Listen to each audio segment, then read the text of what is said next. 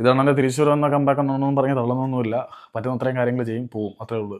ഇവിടെ നിങ്ങൾ അറിഞ്ഞിട്ടുണ്ടായിരിക്കും കേരള ബ്ലാസ്റ്റേഴ്സിൻ്റെ വൈസ് ക്യാപ്റ്റൻ ആയിരുന്നു മിലോസ് ട്രിങ്കിച്ച്. പക്ഷേ അതാർക്കും വലുതായിട്ട് അറിയത്തൊന്നുമില്ല. കഴിഞ്ഞ സീസണിൽ കേരള ബ്ലാസ്റ്റേഴ്സിൻ്റെ വൈസ് ക്യാപ്റ്റൻ മിലോസ് ട്രിങ്കിച്ച് ആയിരുന്നു.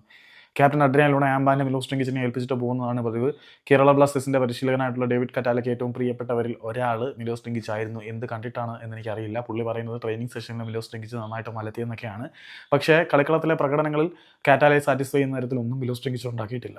മാർക്കസ് മർഗുലെ പോലെയുള്ള ക്രെഡിബിൾ എന്ന് നിങ്ങൾ അവകാശപ്പെടുന്ന മാധ്യമപ്രവർത്തകരുടെ റിപ്പോർട്ടുകൾ വിശ്വസിക്കുകയാണെങ്കിൽ കേരള ബ്ലാസ്റ്റേഴ്സിൻ്റെ വൈസ് ക്യാപ്റ്റനും പ്രതിരോധത്തിലെ കരുത്തനായ പോരാളിയും ഒക്കെ ആയിട്ട് വിശേഷിപ്പിക്കപ്പെടുന്ന മിലോസ് ട്രിങ്കിച്ചും കേരള ബ്ലാസ്റ്റേഴ്സും തമ്മിലുള്ള കോൺട്രാക്റ്റ് ടെർമിനേറ്റ് ചെയ്യപ്പെടുകയാണ്.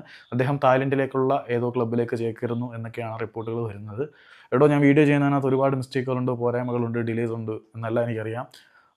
എന്നെക്കൊണ്ട് പറ്റുന്നത് പോലെ മാറ്റാൻ പറ്റുമെന്നൊക്കെ ഞാൻ ശ്രമിക്കാം.